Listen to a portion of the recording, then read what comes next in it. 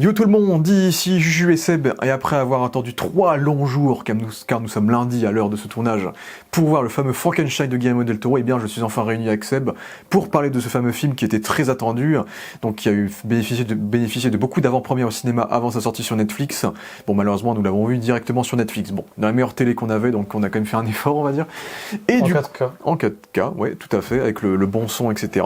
Le bonne atmosphère. À partir de là, on va plus ou moins vous parler de notre rapport à Frankenstein, mais aussi de notre rapport à Guillermo del Toro. Moi j'aurai une vidéo dédiée sur mon classement de tous les films de Guillermo del Toro, parce que j'ai revu et revu absolument tous ces films à l'occasion de la sortie de Frankenstein.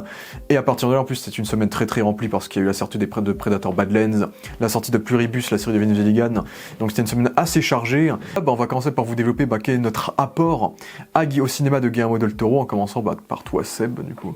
Je l'ai principalement découvert il y a 2 ans, voire 2 ans et demi, en fin 2022 avec la sortie de Pinocchio en animation sur Netflix, que j'ai absolument adoré, je l'avais regardé, etc. en grand écran également, et j'avais trouvé ça magnifique. De toute manière, j'avais jamais forcément tant regardé d'animation, et ça m'a fait tomber amoureux avec ce type de cinéma justement en stop motion, et j'ai trouvé ça sublime, que ce soit aussi bien en termes de réalisation que de musique, que de profondeur d'histoire, notamment pour un film qui s'appelle Pinocchio. On a l'habitude que ça aille pas aussi loin.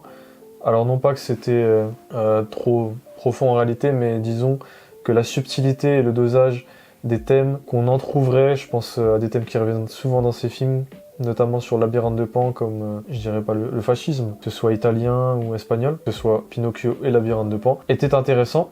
Autrement, j'ai vu la majorité de ces films, c'est-à-dire Labyrinthe de Pan, Nightmare Alley sur la même année, 2023, du coup plutôt celle d'après, que j'avais également bien aimé, pour la réalisation d'autant plus, car là, pour le coup, c'était le premier film del Toro que je regardais d'un œil attentif, que ce soit pour la réalisation, en sachant que c'était del Toro derrière, car que ce soit Pacific Rim, que ce soit les Hellboy, je les ai vus un peu sur le tas. Pacific Rim, je savais pas forcément qui était le réalisateur à cette époque-là.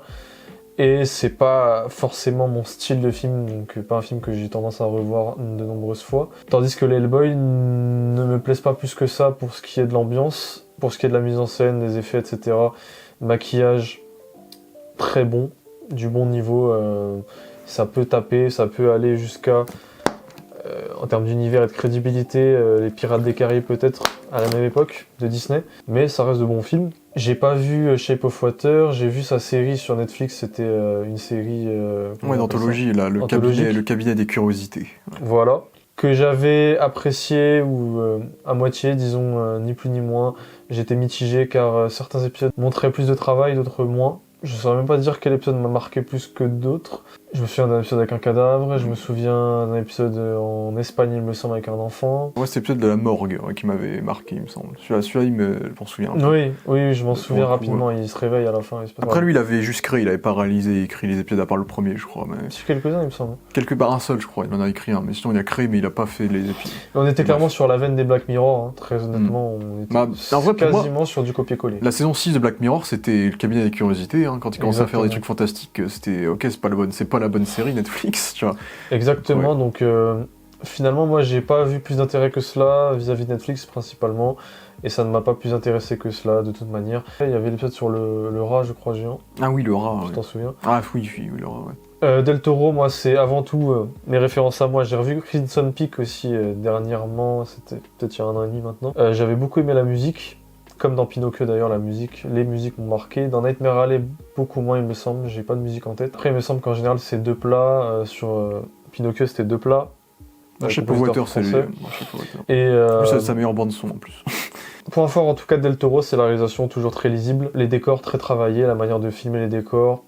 Mettre en avant en fait le travail et l'entièreté de ce que le cinéma, à savoir avant tout, je dirais les figurants, la logistique, tous les effets sonores. Au-delà de ça, Del Toro est un réalisateur que j'affectionne, dans lequel je ne me retrouve pas forcément pour ce qui est des thèmes. Donc ça fait que j'arrive jamais à la fin de ces films à ressentir un amour, une passion, tel que je peux le ressentir avec un Inarritu plutôt. Cuarón, ça peut dépendre, j'ai pas vu assez de ces films, même si je pense, et je suis certain, Cuarón et Inarritu ont des talents similaires. Pour moi, Del Toro c'est le trio, c'est les 3 potes. Hein. Ouais, bien sûr. Donc, Pour moi, Del Toro est un peu en dessous, en termes de pure mise en scène de caméra, et même de cinéma. Pour moi, il est en dessous. Mais tout dépend de la vision du cinéma que l'on a, car les films de Del Toro, je dirais, seront plus grand public. Et la réalisation m'avait beaucoup plu dans Nightmare Alley, le jeu des couleurs en réalité, avec le jaune et le bleu, je m'en souviens. Donc j'avais beaucoup aimé Nightmare Alley, je m'étais amusé à le regarder. Après, est-ce que c'est un film que j'ai forcément envie de revoir? Tu vois, c'est tout le problème de Del Toro, c'est que c'est souvent des films très longs. Et est-ce que j'ai réellement envie de les revoir? Tu vois, c'est un peu ça le problème. Tandis que je pense à un Inaritu, Birdman, c'est un classique. Je peux le revoir assez souvent, un peu n'importe quand. Et Bardo, un peu plus complexe, on est d'accord, il est très long, mais en termes de... Pour moi, il est à des années-lumière de ce que j'ai vu de Del Toro. Pour moi, Bardo, c'est vraiment très très élevé. Et Birdman aussi, bien sûr. Et ne parlons pas des eaux revenantes. Mais voilà pour ce que je pense de Del Toro, dans l'ensemble du cinéma moderne et mexicain. Del Toro a plus ou moins bercé notre enfance, parce que moi j'avais vu Blade 2 quand j'avais genre 8 ans, donc il y a plein de scènes qui me sont restées en tête, et après à l'époque je connaissais pas les noms des réalisateurs, hein, parce que j'avais également vu les Hellboy à cette époque-là, et Pacific Rim aussi un peu plus tard en étant jeune, donc Del Toro a quand même beaucoup participé à mon enfance un peu de geek. En fait, ce que j'aime avec Del Toro, c'est que c'est un peu le geek intergénérationnel. C'est que c'est un geek qui peut te faire des adaptations de comics, de romans gothiques, de contes de fées qui datent d'il y a 100 ans, 200 ans, de mangas, d'animés, de films de kaiju. C'est vraiment quelqu'un qui touche à tout dans son style, tout en proposant des thèmes assez similaires, parce que même Pacific Rim, qui est son film le moins poétique, c'est peut-être le seul où il doit pas avoir de forme de poésie quelconque, j'ai envie de dire, bah t'as toujours un monstre qui est là pour faire le lien avec tout son cinéma qui touche un peu au cinéma des monstres, au cinéma de l'aspect gothique, et au cinéma aussi au cinéma de la générosité aussi. Et par rapport à Cuarón et Inarritu, c'est peut-être le seul qui maintient toujours ce côté fantastique dans ces films-là, à part Nightmare Alley, qui est son seul film qui n'est pas fantastique, même s'il y a un peu cette vibe. Là où Cuarón et Inarritu, ils font des films beaucoup plus différents l'un après l'autre, pour le coup. Del Toro, il a toujours une thématique générale dans son cinéma. Ils sont beaucoup plus versatiles. Versatile. En fait, pour moi, Del Toro, je pense que c'est l'un de mes réalisateurs préférés, parce que c'est l'un des rares réalisateurs auxquels on donne de la thune pour faire des gros films ambitieux. Il a clairement une patte, c'est ça que tu veux dire, il est identifiable. Oui, totalement aussi. Parce que là, par exemple, Frankenstein, c'est le film le plus cher qu'il ait fait depuis Pacific Rim, qui était le film le plus cher qu'il ait fait de sa carrière. Donc plus de 100 millions de dollars, du coup. Et pour moi, Del Toro, c'est un peu ce qu'était Tim Burton dans les années 80-90. Tim Burton, c'était vraiment lui le roi du cinéma américain, de contes un peu macabres, gothiques, romantiques de l'époque, et depuis Tim Burton s'est complètement perdu de sa superbe. Et Del Toro, tout en n'ayant pas du tout la même vibe, la même patte artistique que Tim Burton, bah, je trouve que lui a maintenu une qualité dans les années 2000, 2010, 2020, qui fait que pour moi maintenant c'est plus ou moins lui le roi des fables, un peu du cinéma d'aujourd'hui américain grand public. Ce qui fait que pour moi c'est un peu un auteur qu'on écoute très très souvent et qu'on respecte, et malheureusement c'est aussi à cause de ça, c'est qu'on un peu comme David Lynch qui n'a jamais pu financer ses derniers films, bah, Del Toro est malheureusement tombé sous les portes de Netflix, parce qu'il n'y avait que Netflix qui était prêt à financer son Pinocchio, son Frankenstein et les séries qu'il a pu produire et créer. Et donc c'est comme ça qu'on se retrouve sur ce Frankenstein qui, comme Pinocchio, ce sont les deux œuvres qui ont bercé sa vie et qui ont marqué sa jeunesse, et deux œuvres qui sont très similaires thématiquement d'ailleurs. De façon générale, pour moi, Del Toro, il a jamais fait de mauvais films, et pour moi, il y a au moins 3-4 gros chefs-d'œuvre dans son cinéma, et pour moi, il n'y a que des très bons films de manière générale, à part un ou deux un peu moins bien. Je suis l'un des rares qui a peut-être un peu du mal avec ces 2-3 premiers films, donc la majorité qui sont espagnols. Mais sinon, moi, comme j'ai dit, Shape of Water extrêmement mémorable. Pacific Rim, c'est le meilleur film de kaiju qu'on ait eu de ce siècle potentiellement aussi. Après, il n'y en a pas 500 000. Mais il y avait Nosferatu l'année dernière, donc j'ai l'impression déjà il y a une grosse résurrection des grands monstres du cinéma d'Universal de l'époque. Et il y a une grosse résurgence aussi de gros films assez populaires qui font parler d'eux du coup de plus en plus au fil des années là, notamment avec des artistes comme Robert Eggers et Guillermo del Toro du coup. Et à partir de là, bah, quel est notre rapport aussi au monstre, au mythe de Frankenstein du coup, qui est basé sur le bouquin du coup de 1818, plus de 200 ans, le bouquin de Mary Shelley, Frankenstein ou le Prométhée moderne, du coup. Donc le fameux mythe de Prométhée qui va essayer de prendre la flamme des dieux et de le donner aux hommes, et qui sera puni pour ça. En fait, ils voulaient faire un dark universe avec plein de films différents, qui s'est pas fait à cause du flop de la momie, et je crois que c'était Javier Bardem quand il jouait Frankenstein. Okay. Dans un film Frankenstein. Ouais, c'est vrai qu'on le voyait bien en plus, Javier Bardem. Ouais, j'aurais pu le faire. Classique. J'avais bien aimé en tout cas celui des années 30, notamment le passage avec la jeune fille, le fameux passage avec la jeune fille où c'est très touchant. Autrement, voilà, c'est pas des histoires qui me passionnent plus que cela. C'est le méchant, le gentil, c'est un peu les seules thématiques. C'est là que dans celui des années 30, on avait amené la thématique de l'étranger, toujours. La différence sur toujours une histoire avec des Européens qui vont voir un monstre. Donc à mon avis, c'est la métaphore, peut-être que je dis n'importe quoi, de la différence, clairement, et de l'étranger, ou de l'autochtone. Après, je dirais qu'il n'y a pas beaucoup plus de choses à rajouter sur Frankenstein. Il y a quand même la dimension, il est vrai, symbolique, presque même religieuse, créer une entité qui ne peut pas mourir, qui est invincible. Enfin, ça dépend des adaptations, mais du moins sur la version des années 30, c'est pas forcément là-dessus que c'est appuyé. On est plus sur, on a créé une chose, qui est différente et on va devoir l'accepter en société. Sur la version des années 30, on est vraiment sur un film classique avec les villageois qui attaquent le monstre, etc. Et il y a la magnifique scène avec la jeune fille qui est en plein milieu du film, qui est de loin génialissime. Et c'est ça qui m'avait plu dans Frankenstein justement des années 30. Vous voyez, c'est ça, hein, le cinéma, des fois c'est juste une seule scène qui débloque totalement un film et qui peut en faire un classique. Hein. Un monstre qui va être gentil, qui va vouloir bien se comporter, qui va finalement faire le mal sans s'en rendre compte et même sans le voir finalement, et ça c'est terrible. Aussi ce qu'on voit aussi dans ce film-là, à savoir la loi de la nature, quand on voit les loups qui chassent les moutons. C'est la loi de la nature, quelque part, il y a quelque chose de cruel. Tout cela n'est que normal, tout cela n'est qu'un schéma qui se répétera. Est-ce qu'on peut y changer quelque chose? Est-ce qu'il faut y changer quelque chose? J'en suis pas sûr. Car dans tous les cas, tu vois arriver quelque chose d'étranger, qui est potentiellement dangereux car on est sur quelque chose d'invincible, d'immortel. On parle d'un monstre, ok, donc bien sûr c'est imagé, et on vous demande de rester calme, de ne pas prendre les armes, et simplement de coopérer avec. Tu vois, donc forcément, c'est tout le dilemme de Frankenstein, donc là ça devient intéressant en effet. Mais au-delà de ça, ce n'est pas une saga, ce n'est pas une série de films, un livre qui me passionne au-delà. La dimension créateur qui veut créer son égal, on l'a vu un peu partout quoi, on le voit dans tous les films maintenant modernes, je pense à Adam Warlock, c'est Ultron de Tony Stark, tu vois. On l'a vu et revu, voilà. Bah oui, bah du coup on avait vu ensemble à l'époque le film du coup avec Boris Karloff, celui de 1931-32. Bon, déjà, en vrai, en me plongeant dans l'univers de base de Frankenstein, bah j'ai bien envie de me procurer le bouquin. Bon, après, pour le bien de cette vidéo et pour l'adaptation d'aujourd'hui, j'ai pris soin de lire la fiche Wikipédia du bouquin de Mary Shelley et de regarder quelques vidéos sur les différences et similarités des deux œuvres, du coup Del Toro et le bouquin de base. Et ce qui est marrant, c'est que le film avec Karloff adapte genre un tiers du bouquin. Donc Henry Frankenstein, il s'appelle pas Victor dans cette version-là, dès que le film commence, on voit qu'il est en train de déterrer des cadavres pour créer Frankenstein, et au bout de 20 minutes, Frankenstein il est créé, tu vois. Donc il n'y a pas toute la backstory de Frankenstein, bon il y a sa femme vite fait, etc.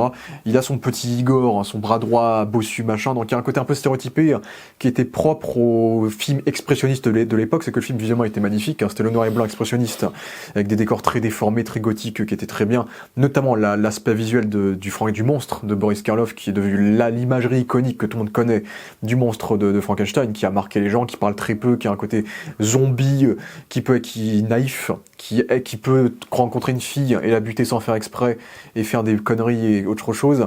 Donc c'est vraiment le mythe de l'homme qui va pourchasser une chose qu'il ne comprend pas parce qu'il en a peur. Et effectivement, cette chose est dangereuse dans le film. Et le film terminait avec une fin très classique où le village essaie de brûler Frankenstein, etc.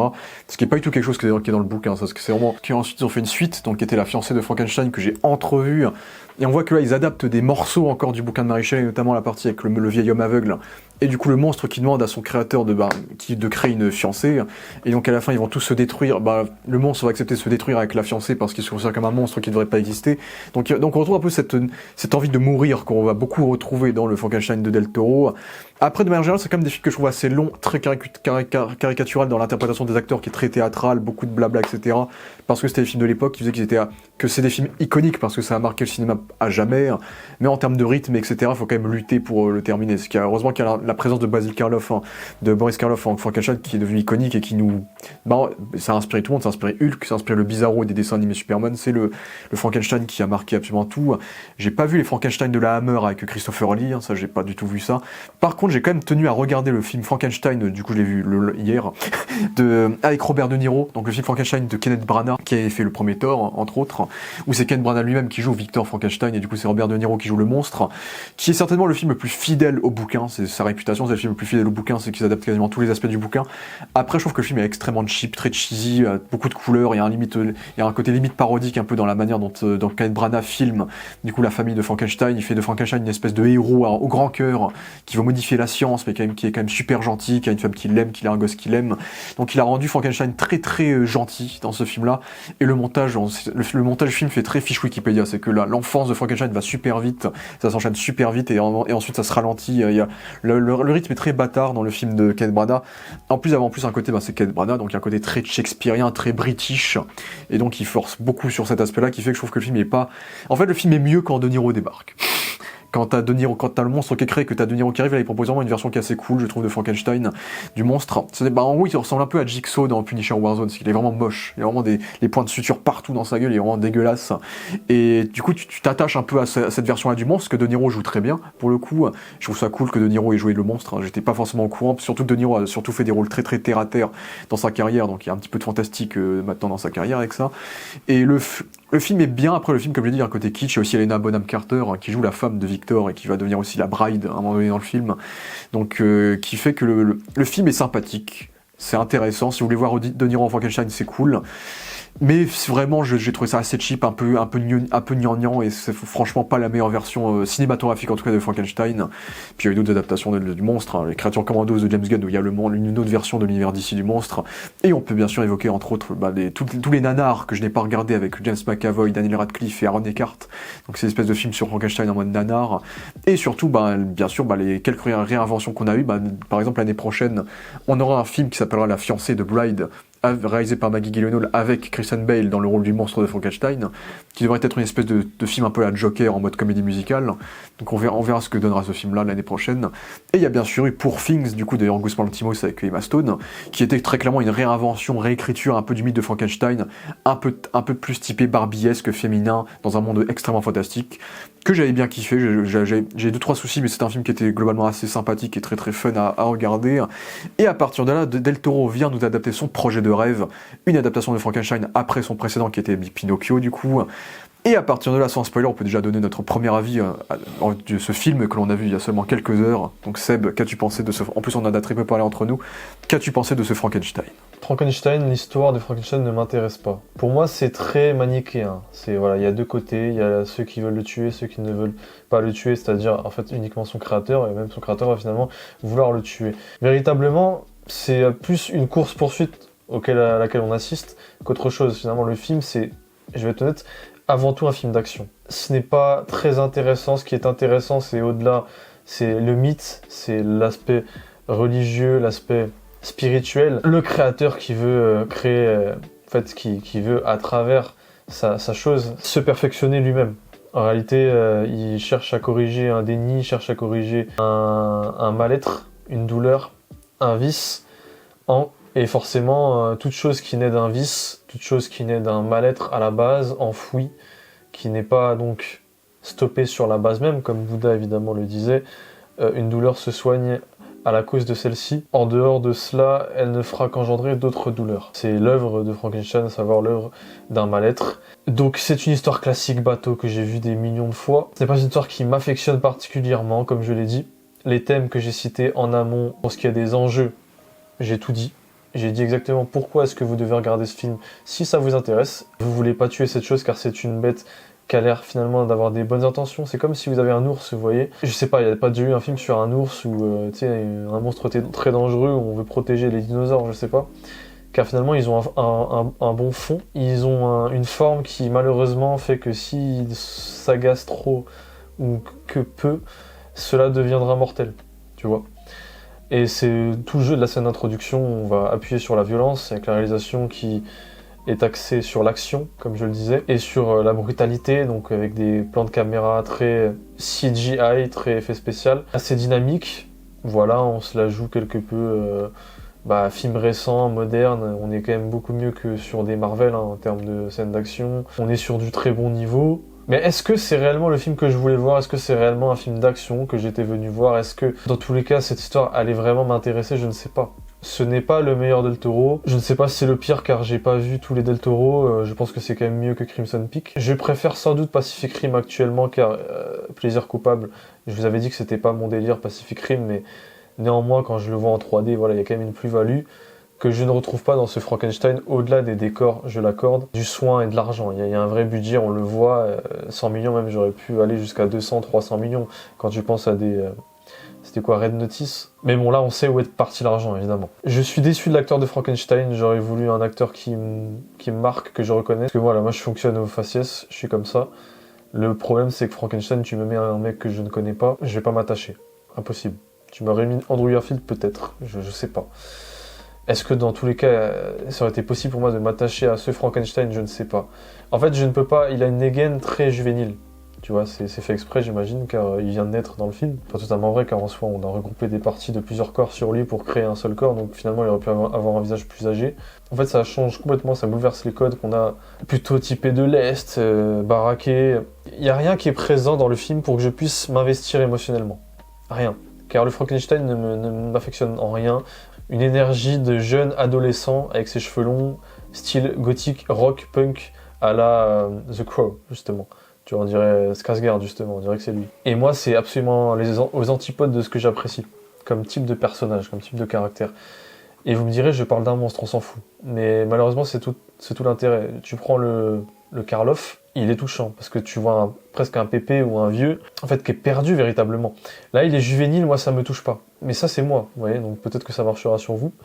Mais tout le problème étant que ce film dure 2h30, et tout l'enjeu, c'est de nous développer ce Frankenstein, de nous développer cette relation avec son créateur, d'aller au bout des dilemmes, pour un but, une fin, et des dénouements au fur et à mesure des scènes qui sont tous plus prévisibles les uns que les autres. Car évidemment, c'est des choses qu'on a vues et revues et qui étaient déjà adaptées et réadaptées. Donc honnêtement, je ne vois pas l'intérêt de ce film. Voilà le postulat de base. À part se faire plaisir pour Del Toro, tant mieux. Je ne suis pas rentré émotionnellement dedans. Et puis Oscar Isaac, je pense qu'on a compris qu'il était temps que soit qu'il change de type de rôle, soit que n'est plus réellement celui qu'il était.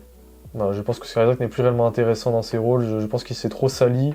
Et j'ai beaucoup de mal à reprendre confiance en cet acteur, à vraiment réapprécier ses rôles, sans plus. Même s'il joue correctement, comme d'habitude, évidemment, on parle d'acteurs d'envergure. Et tu mets Mia Goth, c'est bien. J'aime bien Mia Goth, j'aime beaucoup ce qu'elle a fait dans X, dans Pearl. Alors, j'ai pas vu X, j'ai vu Pearl, et dans Pearl, elle était exceptionnelle. Pearl est très intéressante à regarder. Petite importance, la future femme de Frankenstein. Une relation va s'amener par des détails, du hasard, et trop rapidement. Donc pas très intéressant, pas très développé finalement. Qu'on voit plutôt un film entre un père et un fils. C'est plus le film qui va parler de la thématique père et fils, car l'amour, il n'y en a pas. Et moi, c'est essentiel pour moi un film où il y a de l'amour, parce que c'est un truc qui me touche particulièrement. Et s'il n'y a pas de relation amoureuse ou autre chose entre Oscar Isaac, le créateur, et sa création, Frankenstein. Le monstre. Parce que du coup, Frankenstein, c'est Oscar Isaac. C'est son nom de famille. Ce qu'on fout tout le temps. Autre piste, la musique. Elle est oubliable. Il n'y a pas de musique. Ou alors elle est bateau, banale. Les notes se répètent, c'est insupportable. J'ai l'impression de voir des films modernes au cinéma, quoi, rien de plus. Ça va pas être facile de passer après cet avis, c'est clair et net. Mais après, moi, Frankenstein, c'était le film que j'attendais le plus de cette fin d'année, très clairement, parce qu'Avatar 3, on va le mater pour le mater, quoi. Il n'y a pas grand-chose. Mais c'est vrai que la fin d'année, là, c'est pas une dinguerie, on va dire, quoi. Puis par contre, j'étais assez déçu parce que la promo du film était cool, et une fois qu'il y a eu tous les avant-premières au Grand Rex, etc., à Lyon, etc., ils ont commencé à lâcher le design du monstre partout sur Internet, et ça, c'est vrai que ça m'avait un peu déçu que le design soit spoilé avant la sortie sur Netflix. Ah, car c'était vraiment un secret? Bah, au début, c'était un secret. Au début, il le cachait dans la première bande-annonce, on le voyait pas, son visage, tu vois. Il était sous sa capuche, etc., on montrait pas son visage, tu vois. C'est vraiment plus tard, les 2-3 dernières semaines avant la sortie, quand ça a été diffusé au Festival Lumière, au Grand Rex, etc., que là, ils ont commencé à tout lâcher, quoi. En fait, ce qui est intéressant, c'est que Del Toro approche ce Frankenstein de la même manière que son film Pinocchio, c'est qu'il va prendre la même trame que la trame du conte initial, mais il va altérer énormément de points d'arc qui vont mener au résultat, plus ou moins au même résultat, tout en altérant le parcours des personnages de façon à ce qu'on ait un aperçu différent de ces personnages-là, on va dire. C'est que par exemple dans ce film-là, c'est un film qui traite d'énormément de thématiques, mais qui va insister sur des thématiques qui n'étaient pas autant insistées dans le bouquin d'origine. Par exemple, la thématique la plus importante du film, c'est certainement la paternité, je dirais. La thématique de la paternité, de ce qu'on transmet de père en fils et de père en fils jusqu'à arrêter ce cycle un peu de violence qui est possible. Au parallèle avec Oscar Isaac justement et son père. Ouais, parce que c'est totalement, il reprend les méthodes de son père et il les inflige sur la créature. Donc c'est aussi ça. Il y a cette histoire-là, c'est aussi une histoire sur l'humanité, sur est-ce que cette créature est humaine, est-ce que c'est une fausse créature qui devrait être traitée comme un objet. Tu t'es rappelé le père d'Oscar Isaac et les scènes violentes sur lui, enfant, d'ailleurs qui ne ressemble absolument pas à Oscar Isaac, la grosse erreur de casting. Est-ce que tu as été touché par ça? Le début du film était quand même beaucoup plus factuel dans ce qu'il montrait, ce qu'on nous montrait les origines de Victor, du coup. Mais Victor, c'est un personnage qu'on a envie de suivre pour ses ambitions et pas forcément pour la personne qu'il est en lui-même. C'est pour moi vraiment la partie vraiment émotionnelle qui m'a plus touché.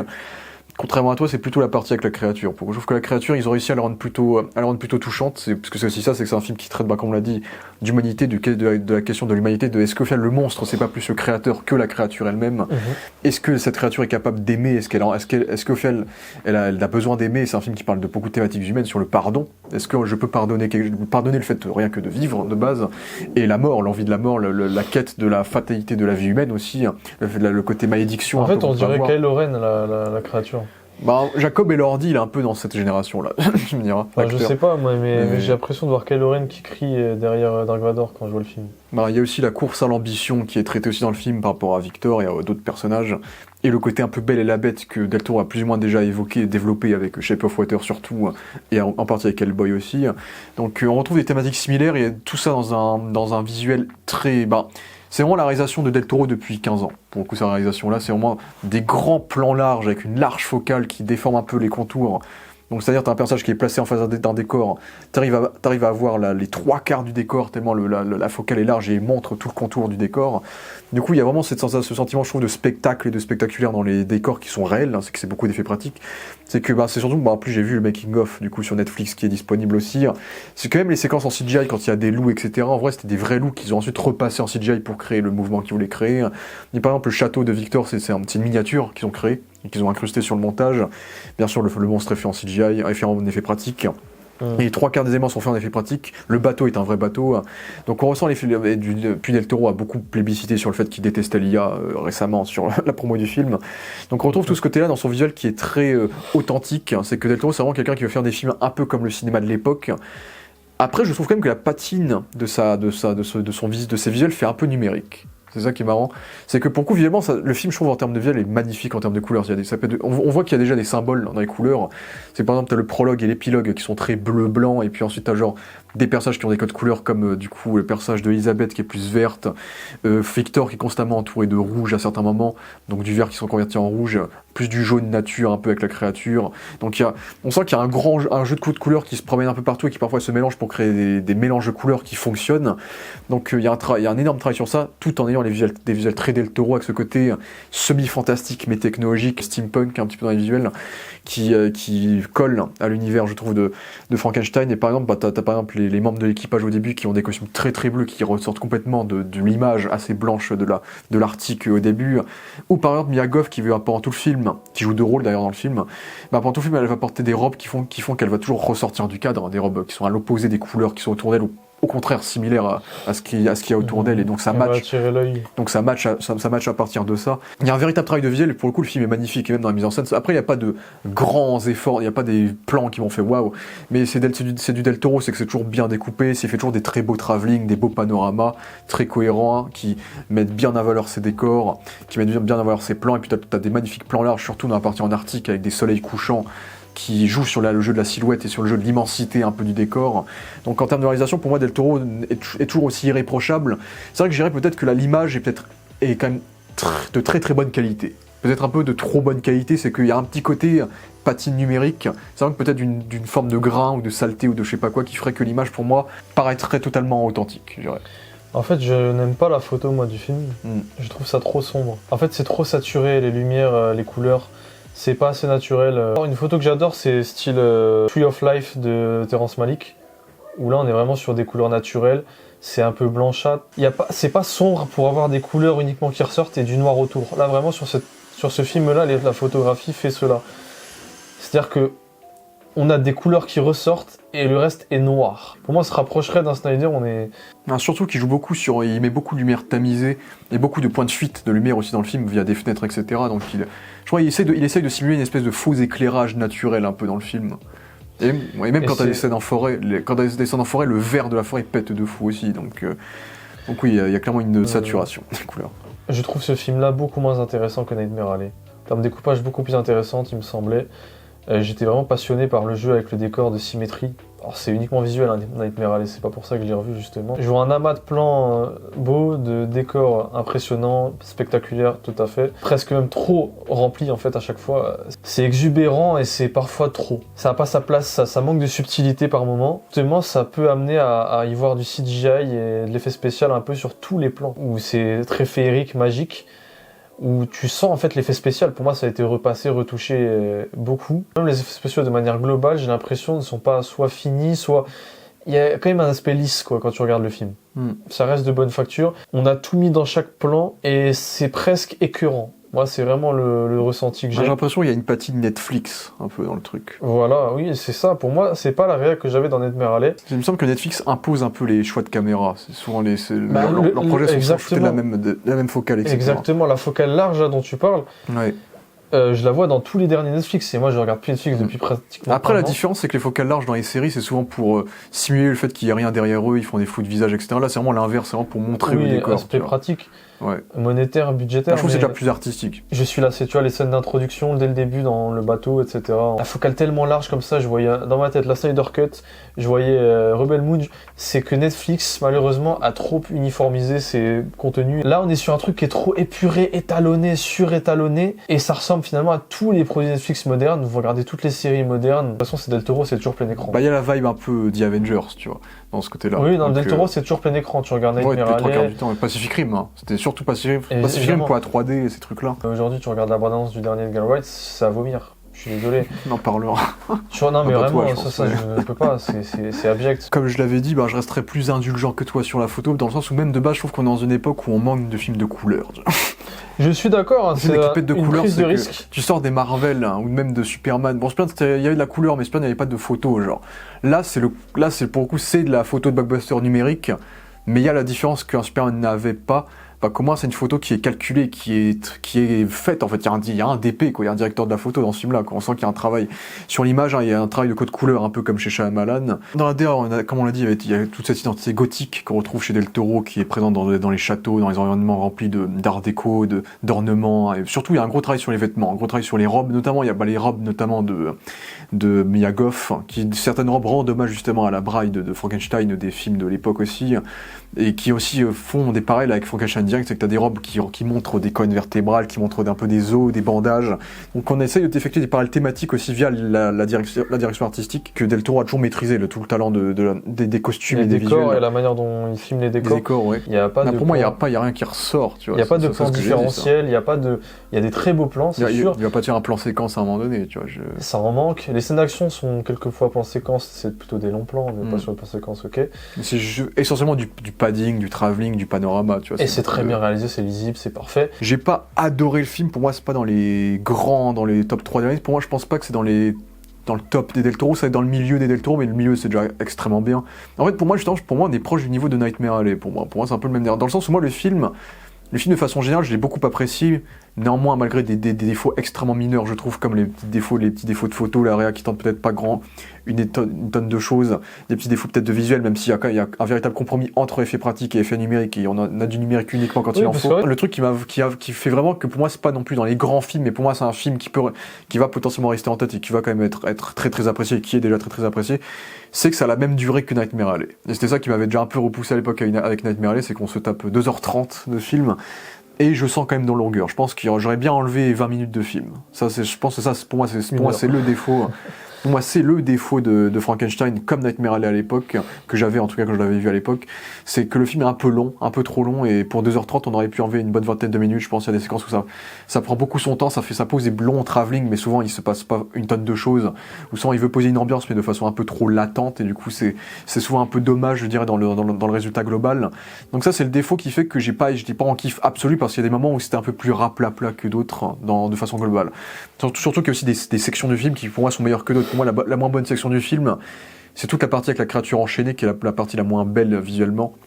Et où, au bout d'un moment, on comprend plus ou moins où est-ce qu'il veut en venir, mais on va quand même mettre beaucoup de scènes assez similaires l'une après l'autre pour faire état de ce qu'il veut dire. Le problème majeur, c'est que c'est trop vu et revu. C'est aussi ça, c'est aussi t'adaptes une vieille histoire qui a inspiré toutes les histoires d'après. J'ai un peu l'œuvre de l'artiste, c'est l'artiste, tu vois. Une œuvre, par exemple, je sors un album.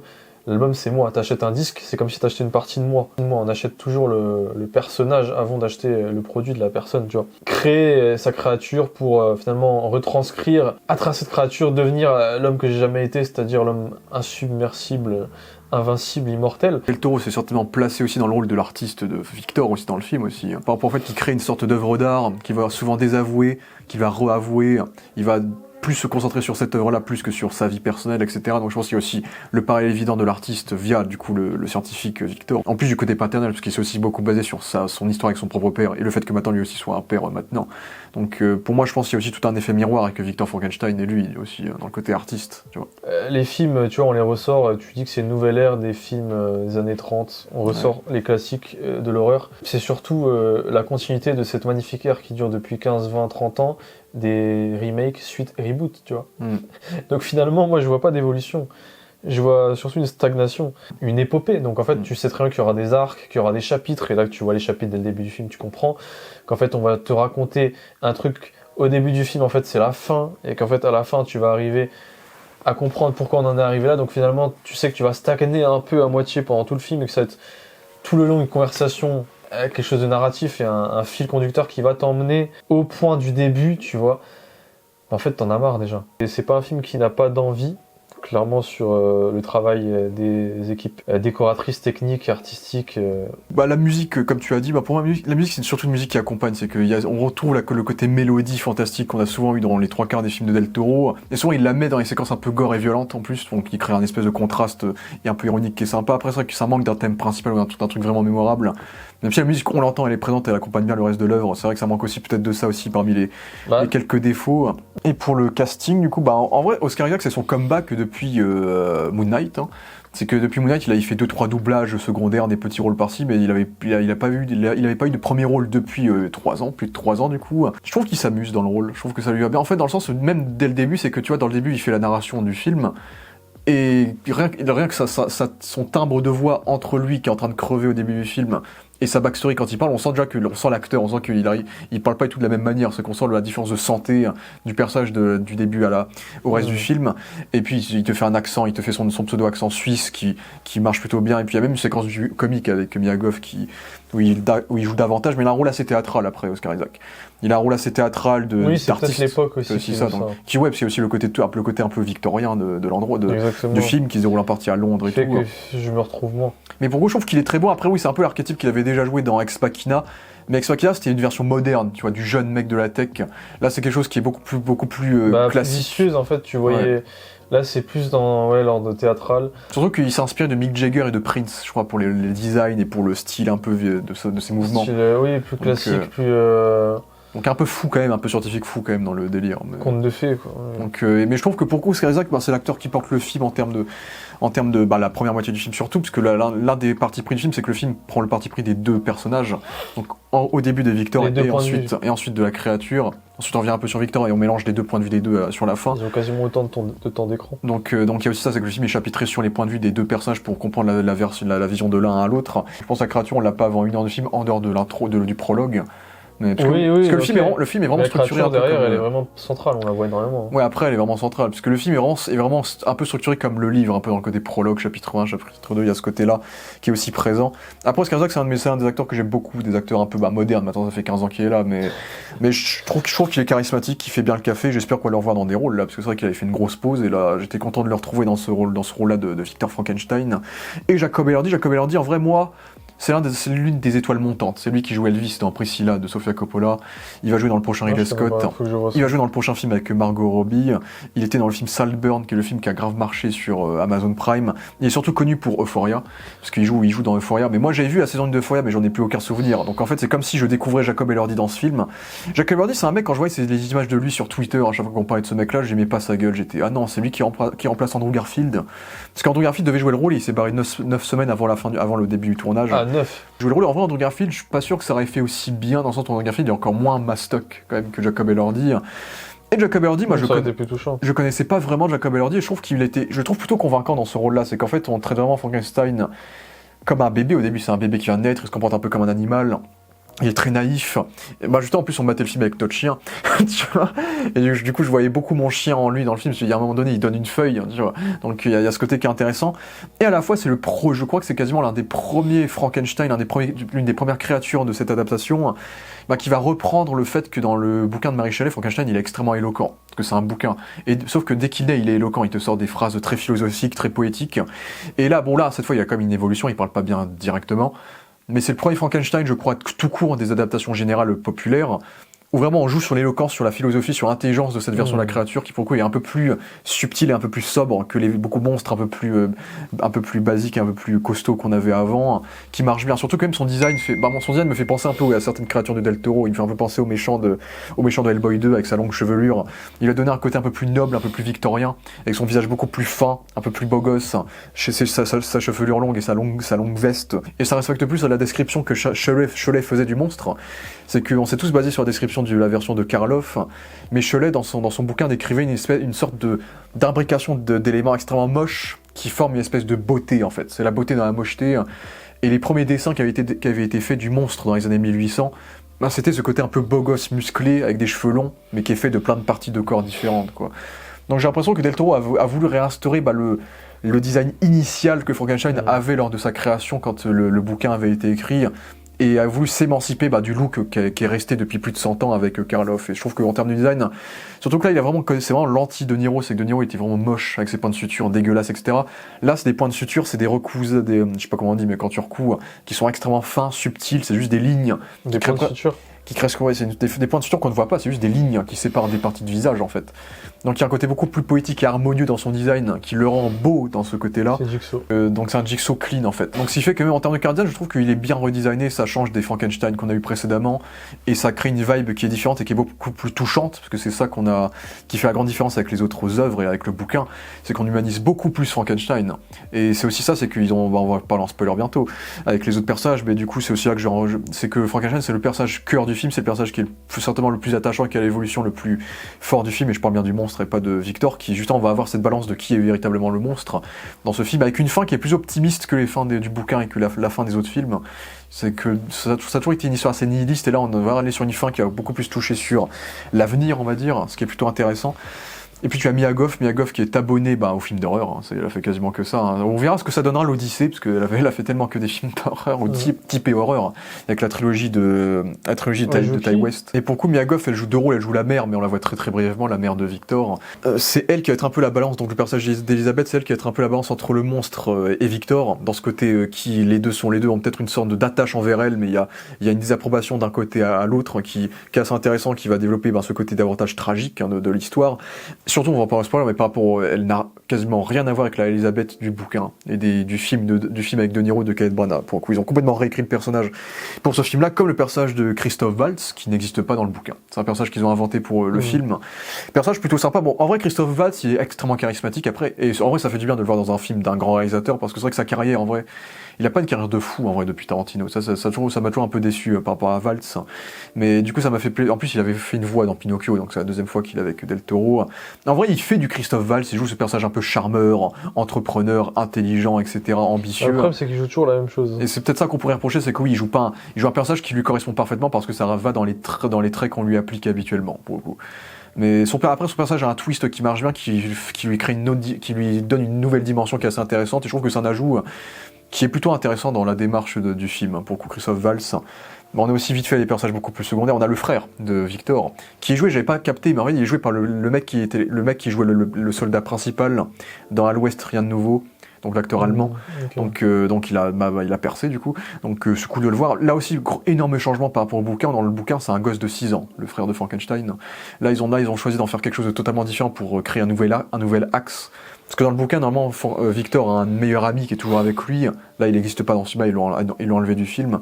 Pour plus développer la relation avec son frère, qui était l'un des points qui n'était pas du tout développé dans le bouquin. Et dans les films précédents, où c'était un gamin de 6 ans, donc il n'y avait rien à développer, quoi. Donc là, l'écart est beaucoup moins élevé, parce que là, il est adulte. Et donc la dynamique est différente. On a d'autres acteurs, on a Charles Dance qui joue le père de Victor, qui est là au début du film, qui est très charismatique. Bon, Charles Dance, pareil, il joue un peu ce qu'il joue habituellement, c'est-à-dire les pères un peu connards, hein, c'est ce qu'il jouait dans Game of Thrones et dans Sandman par exemple. On a Ralph Fiennes qui a joué Galactus récemment dans Les 4 Fantastiques, qui a un petit rôle sympathique. On a aussi l'acteur qui jouait Geppetto dans Pinocchio, qui joue l'homme aveugle, qui est très touchant et qui est pour moi l'un des meilleurs personnages du film, pour le coup, l'homme aveugle. Donc l'une des séquences les plus fidèles pour le coup au bouquin de base. Et on a aussi du coup Lars Mikkelsen, le frère de Mads Mikkelsen, qui joue le capitaine du coup dans les séquences de l'Arctique, qui a un mini-arc, on en parlera en spoiler aussi, mais qui a un mini-arc qui est cohérent avec Victor et qui est plutôt intéressant, qui fait que c'est aussi un personnage qui marche bien, donc on a un très beau casting et des personnages assez bien développés de façon générale. En 2h30, j'en demande pas moins, j'ai envie de dire, donc Donc cet aspect-là fonctionne de façon générale. Et comme j'ai dit, il y a plein de différences avec les bouquins et de rajouts supplémentaires qui rajoutent des nouvelles interprétations qu'on pourra développer en spoiler. Donc de toute façon, on va bientôt passer en spoiler à mon humble avis. Donc mon bilan sur Frankenstein, c'est que je pense que ça fait partie du haut du panier des grands blockbusters de l'année. Pour moi, ça fait partie de la haute moyenne de Del Toro, mais ça fait pas partie du haut de son classement non plus. Dans le sens où il y a des défauts qu'on a relevés d'effets visuels, de patine un peu visuelle de façon générale, surtout de rythme. C'est que je trouve le film un peu trop long dans cette tentative, et la réalisation peut être un peu safe comme on a pu le développer. Et surtout d'émotion. Il y a un manque d'émotion que moi, en fait, c'est ça j'ai plus ressenti que toi. C'est ça qui va... T'as plus ressenti le manque d'émotion que moi ? Non, j'ai plus senti la présence d'émotion. Ah oui. La poésie, tu vois. C'était une bataille après l'autre. Ah ça on l'avait dit, ouais, je l'ai vu En aussi. fait, j'ai l'impression que tous les films modernes dans... Je trouve qu'il y a quand même plus d'émotion dans celui-là que dans Bataille après l'autre. En tout cas, oui, la volonté est plus là, je suis d'accord, avec les musiques notamment, les scènes un peu plus mélancoliques, miséricordieuses et classiques, théâtrales. Mais moi, ça me touche beaucoup moins, donc forcément, j'ai limite plus ressenti de choses dans une bataille après l'autre. Car c'est ça qui va créer l'émotion, en réalité, c'est les thématiques profondes que tu vas retrouver toi-même dans ta vie. Sur laquelle le fait de pourquoi je vis, c'est quoi mon but dans la vie, qu'est-ce que je fais là, globalement. Il y a une bonne question dans ce film-là, c'est vrai que j'ai oublié de le dire. C'est la seule question qui m'a intéressé, c'était sur les soldats qui meurent à la guerre, et là il y a une vraie allusion avec aujourd'hui, car c'est universel. Surtout que le film se déroule dans les années 1850, alors que le bouquin est écrit en 1818, donc il a même décalé exprès le déroulé du bouquin pour parler de la guerre de Crimée, du coup je crois c'était.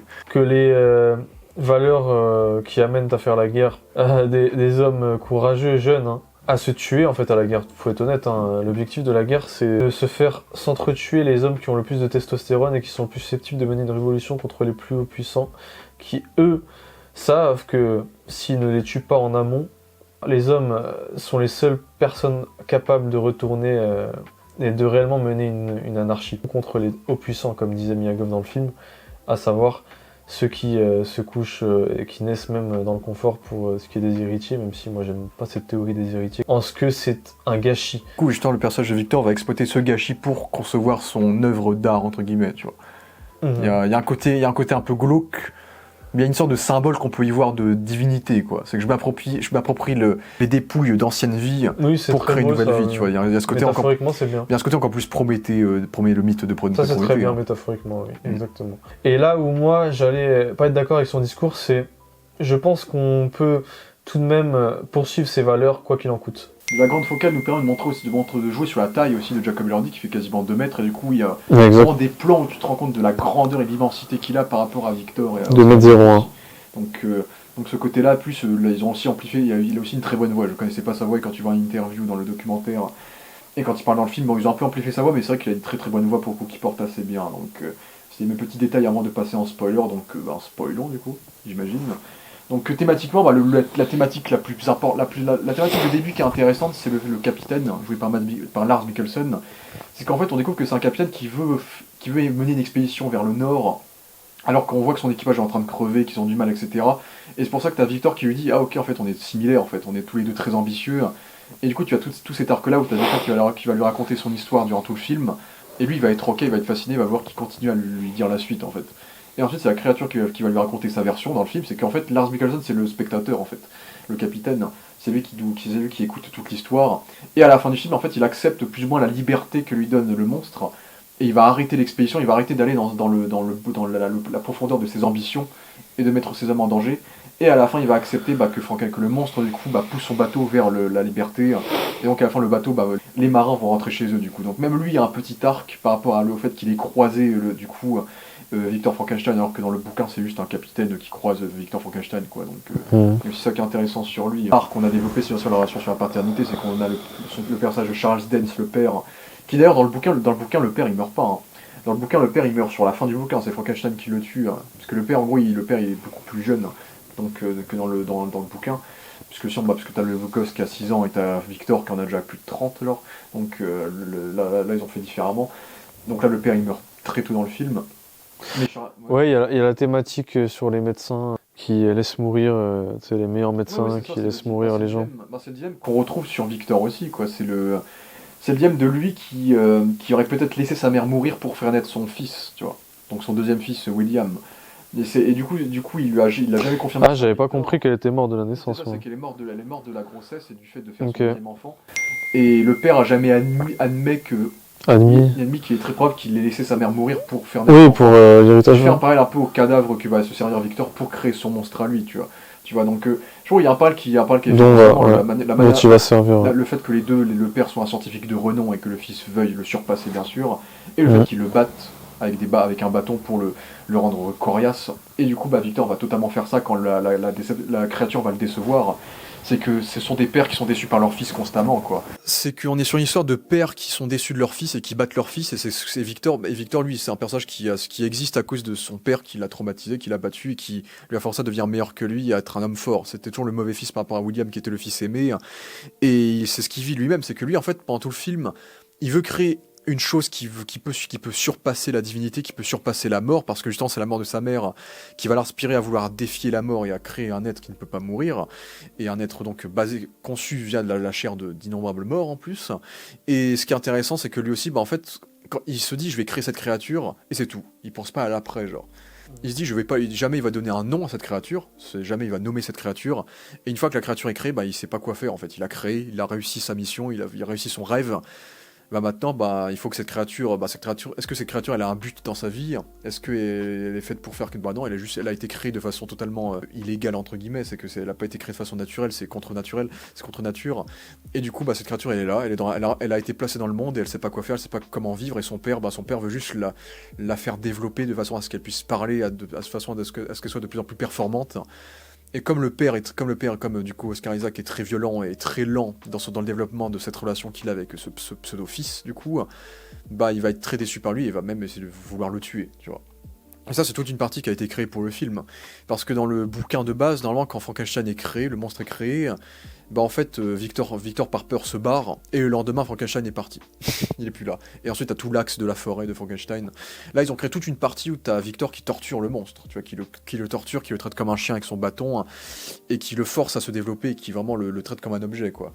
Et donc, c'est un personnage qui, constamment, durant tout le film, bah, va se remettre en question, c'est que même lui va perdre un peu d'humanité en perdant sa jambe, ce qui est aussi quelque chose que le film a inventé, hein, il perd pas de membres. Parce que justement, il y a ce dernier instant où il est en train de brûler la créature, et puis à ce dernier instant, il va refoncer vers la porte pour essayer de la sauver une dernière fois, mais trop tard, ça explose, et il va perdre sa jambe en représailles. Donc c'est pour ça qu'on va développer un peu plus sa relation avec son frère, qui va être un peu plus proche que dans le bouquin. Mais du coup, c'est un personnage qui est jaloux, en fait. C'est un personnage qui est jaloux, c'est qu'il a créé quelque chose d'extraordinaire. Mais ce quelque chose d'extraordinaire impressionne beaucoup plus Elisabeth que lui, c'est qu'il est aussi amoureux d'Elisabeth, qui est en plus la meuf, la copine de son frère. Ça, c'est pas du tout dans le bouquin. C'est que dans le bouquin, Elisabeth, normalement, c'est l'amie, c'est la copine d'enfance de Victor Frankenstein, et elle devient presque sa sœur, et ensuite devient sa femme. Donc c'est vraiment l'amour de sa vie, et ensuite, plus tard, elle va se faire buter par Frankenstein, par le monstre, parce que Victor a refusé de lui créer un compagnon. Du coup, là c'est pas du tout ça, là c'est vraiment une fille qu'il rencontre grâce à son frère adulte, du coup, et il va essayer de la draguer tout le film, de chercher des similitudes entre les deux. Mais il y a la séquence aussi de la confession qui était rigolote par rapport à ça. Elisabeth va être beaucoup plus touchée par la créature que Victor, qui blesse cette créature, qui la traite comme un animal. Contrairement au bouquin où c'est le monstre qui tue Elisabeth de façon extrêmement froide, là, c'est l'inverse. C'est Victor qui tue Elisabeth sans le vouloir, mais qui le tue par jalousie, parce qu'il est jaloux que la créature soit plus proche d'elle que lui, quoi. Donc, et c'est ça qui est intéressant, c'est que le bouquin, tu as la créature qui va se venger de Victor en tuant tous ses proches. Il va tuer son frère, il va tuer son meilleur ami, il va tuer sa femme, pour qu'à la fin, Victor n'ait plus rien à perdre, en fait. Et c'est pour ça qu'ensuite, à la fin du bouquin et donc des autres films, bah, t'as Victor qui va partir en Arctique pour pourchasser Frankenstein et essayer de le tuer, en fait. Comme dans ce film aussi. Mais là, ce qui est intéressant, c'est qu'au final, les 3/4 des meurtres qu'on a dans ce film-là, c'est Victor qui les cause par défaut, en fait. C'est que dans le bouquin, le monstre, c'est la créature. Dans ce film-là, c'est Victor le monstre, en fait. C'est qu'il va créer une créature, mais la créature veut pas tuer ses gens. Les 3/4 des meurtres que la créature commet dans le film, c'est du self-défense, en fait. C'est que le frère, il tue son frère, il tue le frère sans faire exprès dans ce film-là, parce que le frère l'attaque. Et quand le frère meurt, bah, le frère dit qu'en fait, bah, le monstre, c'est toi, Victor, en fait. C'est toi le monstre, c'est à cause de toi que je suis mort, c'est à cause de ce que t'as fait. Donc, je trouve que l'arc du personnage de Victor est super intéressant sur le côté paternel.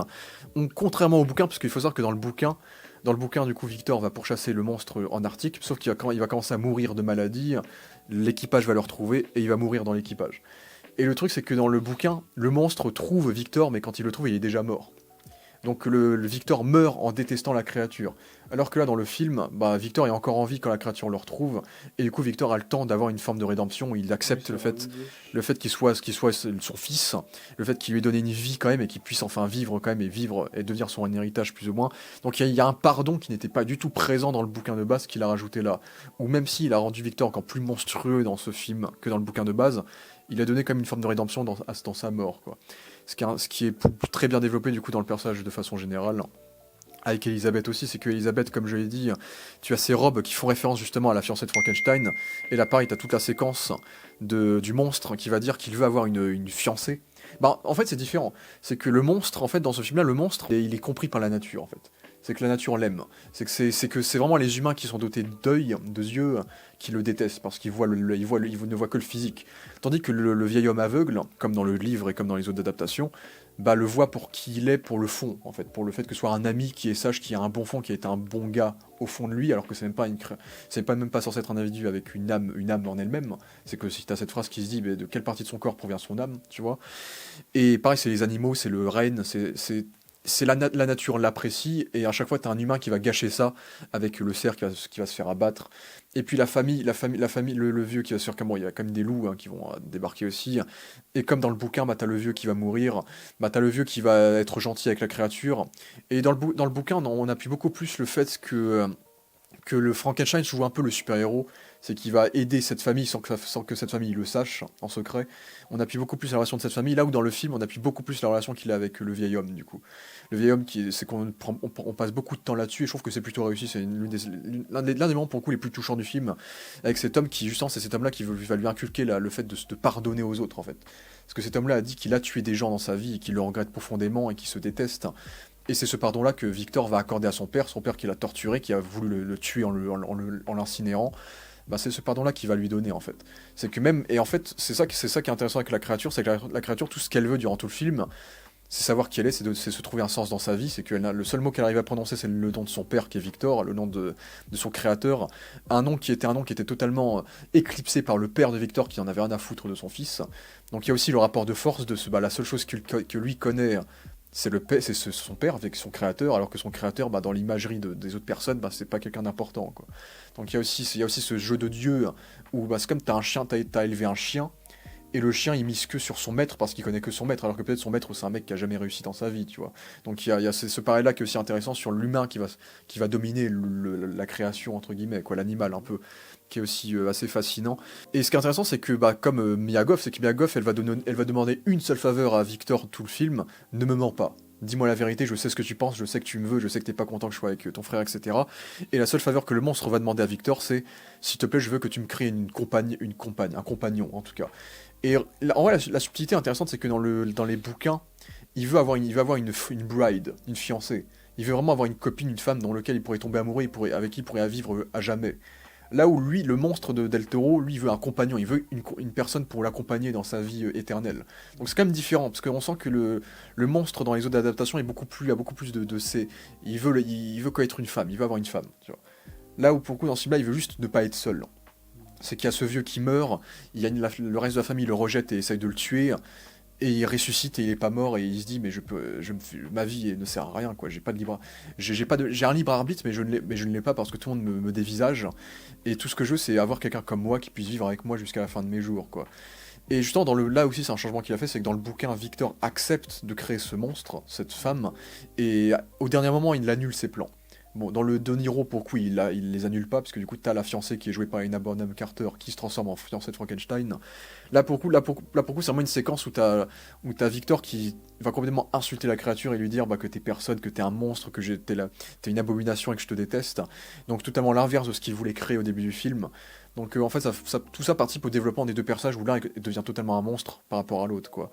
Et en vrai, j'ai bien aimé toute la partie jeu de chat et de la souris de la fin du film, justement, où tu as du coup Victor qui va pourchasser Frankenstein, le monstre, durant tout le film, durant toute la fin du film en Arctique.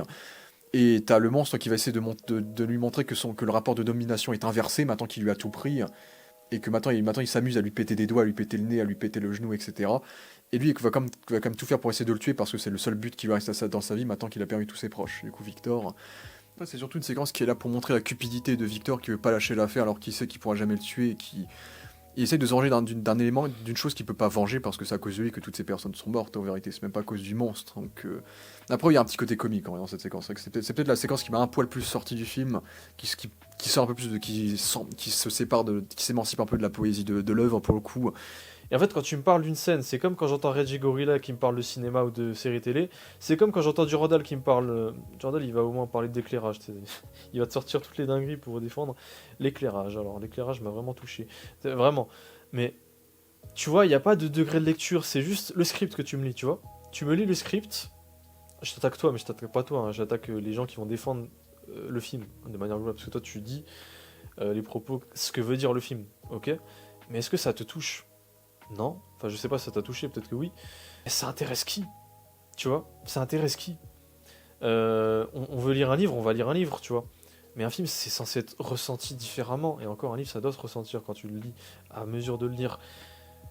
Mais là, c'est quoi les degrés de lecture qui t'ont touché dans ces moments-là? Parce que là, tu me lis le script, dans la profondeur, c'est symbolique, c'est bien. C'est comme, tu vois, ça a du sens. Mais c'est quoi dans la mise en scène, c'est quoi qui a fait que ça m'a touché? Peut-être que personnellement, t'as vécu un truc, je sais pas, ça peut être le cas quand je regarde un film, ou que j'ai vécu un truc tellement proche que waouh. On n'aura pas tous la même sensibilité, c'est certain, on va pas tous forcément préférer ces scènes-là dans ces films-là. Autant, si on les aime déjà. Il y a rien dans ce film-là où, à un moment, il y a une corrélation, tu vois. Et le cinéma, je suis désolé, c'est une corrélation. C'est rien d'autre, c'est pas un script. Le script, je m'en branle. Je m'en branle de la symbolique, je m'en fous. Oui, je vais comprendre, tu vois, j'ai compris. Et le problème de ce cinéma moderne, c'est qu'il se limite à la symbolique, au symbole, tu vois. Tu peux pas me citer des scènes avec une symbolique pour me les citer parce que ça fait joli. En fait, si j'ai rien ressenti, ça n'a aucun intérêt que j'en parle. C'est exactement ce que je dis. Hein. C'est-à-dire Ma multimédia de 500 thématiques que je t'ai citées en parallèle. Oui, mais tu me parles de script. Bah, il y a de la narration visuelle aussi. Hein. Oui, bien sûr, parce que tu le vois, c'est un script. Bah, genre, même la parole du soleil où il naît, il voit le soleil pour la première fois, le soleil c'est la vie, et à la fin il voit le soleil, l'avenir, tu vois. Non mais ok, Tu vois. oui, non mais ok, mais ça c'est visuel. Oui, c'est du cinéma. C'est pas que ça. Bah, après, Oui, non mais ok, mais tu ressens rien. Enfin, ça dépend de nous, parce que moi la créature j'étais plus porté. Frankenstein c'était factuel, mais la créature c'était plus émotionnel pour le coup. Moi j'étais plus pris, tu vois. Parce que le jeu, je trouve que Jacob Verdi était plutôt bon dans le rôle, tu vois. Ou justement, d'ailleurs l'une des différences avec le bouquin, c'est qu'il est vraiment comme un monstre. Quand il est né là dans ce film-là, il dort, il se réveille, il est en face de lui, genre. Il y a juste un bébé qui sait pas quoi faire, genre. Donc il a vraiment adouci un peu les visuels là. Où il y a un côté un peu théâtral où les deux s'imitent, tu vois. Donc il y a ce jeu de son regard et tout. Je trouve que son interprétation le rend touchant, tu vois. Ouais, je peux comprendre, c'est-à-dire la grammaire du cinéma en fait. Globalement, c'est ça que tu veux dire. Je trouve que la musique se corrèle sur le dernier plan du film. C'est pour ça que je trouve la fin est plutôt réussie. Je l'admets, c'est en violon, hein, c'était un truc comme ça. Ouais, c'était un truc en violon, tu vois. L'avenir est devant lui, le soleil. Attends, faut qu'il vive. La photo est plus belle aussi sur la fin, ça rend mieux. Bah, la partie arctique est la mieux gérée, je trouve. Il y a des choses qu'on reconnaît, dans genre les cercueils gothiques des parents de Frankenstein, l'ange de la mort qui l'accompagne dans ses rêves, qui est rouge, constamment rouge, même le fait qu'il ait un gant rouge, tu vois. Très mal fait, c'est spécial. Bah, c'est un vrai truc en fait. Dans le making of, tu vois qu'il est vraiment là. Après, il y a un fond vert derrière, mais le corps avec les flammes derrière, c'était réel. Dommage, ça a été repassé parce que ça fait très lisse sur lui. C'est pas faux dans ce délire-là. Et puis le fait qu'il ait toujours un gant rouge durant tout le film et qu'il les enlève quand il s'approche de Mia Goth, parce que du coup, ça veut dire qu'il a du sang sur les mains, tu vois. Donc il y a ces petites idées-là qui sont présentes aussi, ouais. Après, j'ai pas parlé de la thématique qui m'a le plus touché, entre guillemets, du film et qui pour moi était le mieux traité, c'est que le film est très violent. Et pour coup, oui, tu parlais de film d'action. Après, je trouve qu'en vrai, il y a 3 moments d'action, mais c'est assez court, tu vois. Pour moi, c'est surtout la scène d'intro. Ils ont voulu démarrer de façon spectaculaire avec Frankenstein qui démonte des visages et qui défonce tout le monde, pour le coup. Et ça, c'est plutôt... Oui, ça, pour le coup, c'est de l'action, et puis les séquences avec le loup, etc. Mais c'est vrai qu'en vrai, il n'y a pas tant d'action que ça. C'est beaucoup de séquences où il pète des plombs, où il jette des gens, souvent, mais je dirais qu'en fait, je trouve que cette violence contrebalance bien avec la thématique de la mort. C'est que cette thématique-là démarre avec Christophe Waltz. C'est que Christopher Waltz, il y a du Christophe Waltz durant tout le film. Et lui, quand il voit une espèce d'animatronique qui bouge dans le fameux conseil, bah il se dit je peux exploiter ça. Et puis du coup à la fin de son arc, on découvre qu'en fait il est mourant en fait. Et ce qui est intéressant, c'est que Valls il veut l'inverse de ce que la créature voudra. Lui, il veut la vie éternelle et ne pas mourir. là où la créature voudra mourir, justement. Forcément. Quand tu es mourant, quand tu sais que tu vas mourir, tu veux la vie. C'est normal. Donc c'est un paradoxe Tu qui est veux toujours intéressant. ce Ouais. que tu n'as pas, dans Ouais, tous ouais. les cas, quand tu es humain. Frankenstein a une force surhumaine et tout, mais il est pas immortel, genre. Voilà. C'est pour ça que dans toutes les fins de tous les films, c'est que normalement à la fin du bouquin, en gros après qu'il ait vu le cadavre de Victor dans la neige, il se dit bah, je vais aller à l'opposé du monde et je vais me brûler, genre, me brûler vivant, je vais me suicider. Et le truc c'est que Del Toro il a choisi de réinventer ce là et d'en faire un véritable immortel. Et en fait il en a fait un Wolverine en fait. C'est que quand il se fait tirer dessus, quand il se fait dans la mise en scène et dans le sang, les effets de sang, etc., on te montre qu'il ressent énormément la douleur. Hein. C'est qu'il sent la douleur de chaque balle qui se prend, de chaque coup qui se prend, mais il revient à la vie, il se réveille à chaque fois, quoi. Donc ça, pour le coup, c'est vraiment l'idée que j'aime bien. On te fait naître une créature sans raison, qui n'a pas de but dans la vie et qui en plus ne peut pas mourir. Et du coup, elle va voir toutes les personnes qui ont été gentilles avec lui, bah, ils vont mourir avant lui, quoi.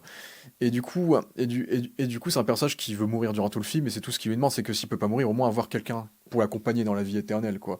Donc je trouve que ça, c'est la thématique que j'ai trouvé la plus intéressante de ce personnage naïf, enfantin, qui va se cultiver petit à petit et qui à la fin bah, son père s'excuse de ce qu'il a du fait de lui avoir donné la vie. C'est que pour son ego, pour ça un film c'est une histoire d'ego après Frankenstein, c'est que pour son ego personnel, pour se prendre pour Dieu, je vais créer quelque chose unique, mais une fois que j'ai créé cette chose là bah, elle est juste là, quoi. Et cette chose là on pense pas à elle en tant que pur être vivant. Et du coup, à la fin, il faut que le monstre retrouve son but dans la vie, son avenir, maintenant que son père lui a donné son approbation pour qu'elle puisse vivre, en fait. Donc, je trouve que ça, pour moi, c'est un peu la thématique centrale, parce que c'est ça qui va découdre de la mort de la mère de Victor et qui va rejoindre un peu tout le récit, genre. Donc, je trouvais que ça, c'est la thématique qui est bien gérée formellement et de base, et dans c'est la thématique la plus importante avec la paternité, parce que ça se relie en final, donc c'est corrélé. Donc, c'est ça le problème, c'est l'ambiance pour moi dans ce film-là. Il y a un surplus de musique, il n'y a pas de moment où c'est différent. Et du coup, tout est trop homogène et rien se détache. Et ça fait, en fait, si tu ne rentres pas tout de suite dans le bateau, tu vas être largué avant même que ça ait commencé. le fait que bah, il apprenne à lire chez le vieil homme, et du coup, il y a le paradis perdu de Milton. Donc, il rappelle encore une fois la question de religion que le film veut développer, qui est aussi très important dans le bouquin de base. Donc, il y a des petits détails comme ça, le fait qu'il ait des couleurs de cheveux, des teintes de cheveux différentes parce qu'il provient de plusieurs cadavres. Donc, il y a des petites idées de design qui sont bien trouvées dans le. Il a quelques cheveux blancs, genre dans sa longue chevelure. Bah, rien que le fait que ses cheveux poussent, ça l'humanise beaucoup plus que les autres versions. Il y a aussi ce côté-là. Et là où justement Victor le déshumanise en le rasant le crâne à chaque fois, tu vois. Donc il y a aussi plein de petites. De toute façon, j'ai vu les fans sur Twitter, il y a plein d'easter eggs de références au lore des autres adaptations de Frankenstein, aux bouquins, etc. Donc je vais laisser ça aux autres, on va dire. Mais pour moi, c'est un peu comme One Bottle of Another. Je trouve que c'est très bien, Ouais, je suis assez d'accord. très bien fait. Je dirais Après, juste j'ai qu'il manque. préféré, une bataille après l'autre parce que c'est plus moderne, c'est Ouais. beaucoup plus proche de moi. La réalisation, j'ai beaucoup plus. Là où pris là, mon ça reste pied. un remake d'une histoire plus classique. Tu vois. Voilà, et c'est beaucoup moins. Je l'ai senti beaucoup moins long parce que c'est plus dynamique, c'est une course-poursuite. C'est vrai qu'en termes de blockbuster, de façon générale cette année, j'ai eu aucune claque, hein, je pense. J'ai pas eu. Moi, j'ai pas un truc où je me suis dit, j'ai eu pas mal de j'ai beaucoup aimé, mais j'ai pas eu des j'ai adoré, tu vois. C'est beaucoup plus les Life of Chuck, les Surfeurs avec Nicolas Cage, des trucs comme ça qui m'ont marqué, plus que les gros films, que ce soit même ceux des grands réalisateurs. Après, on verra l'année prochaine avec Nolan, avec Spielberg, etc. Puisque Cameron, je me fais pas de doute que je serais pas trop investi non plus. Donc. Dernier film qui a envoyé Babylone, puis après. Mais Megalopolis, mais quelle folie! J'ai même pas vu ce film-là. Et ça, c'est vraiment t'aimes ou t'aimes pas, comme j'ai dit. Mais en tout cas, bah, Frankenstein, bon, par contre, je pense qu'on n'est pas obligé de refaire des adaptations. Je pense qu'on a largement fait le tour. Bon, on verra le musical avec Christian Bale l'année prochaine, quand même. Mais je pense qu'on a largement. Là, je pense que ça, c'est l'adaptation qu'il a. Christian Bale, je le vois bien en Frankenstein. Bah, tu verras la bande-annonce, il le fait bien. Hein, parce qu'il Le gueule. maquiniste, on dirait déjà Frankenstein. Ah ouais, tu verras la bande-annonce, il le fait bien, pour l'instant, de ce qu'on voit. Là, pour moi, c'est un peu l'adaptation ultime en termes d'hommage au bouquin original, avec le côté éloquence beaucoup plus littéraire de Del Toro. Donc là, je pense qu'on mérite de pas avoir d'adaptation avant des décennies. Hein. Je pense que là, on a une. Je pense qu'avec cette adaptation, bah, comme Seb, t'en avais marre des histoires classiques, donc je pense qu'on a largement fait le tour. Après, vu qu'on a très peu de films gothiques dans cette époque, il y a beaucoup plus Burton, etc. Je pense que c'est un film qui va largement marquer les esprits pour beaucoup de personnes. Et en vrai, c'est pas démérité, c'est que c'est un film que j'ai beaucoup apprécié, que j'ai pas adoré. Pour moi, c'est pas un chef-d'œuvre, mais c'est un film qui pourra effectivement rester en tête, parce que pour moi, Del Toro, il a pas baissé en qualité par rapport à ce qu'il a toujours fait. Pour moi, il est très stable. Et j'ai hâte de voir ses prochains projets. Donc, il veut faire un thriller avec Oscar Isaac. Il veut prolonger la collaboration. J'espère qu'on va revoir prochainement Oscar Isaac dans d'autres rôles, puisque c'est un acteur que j'aime bien, qui joue mieux que dans Moon Knight.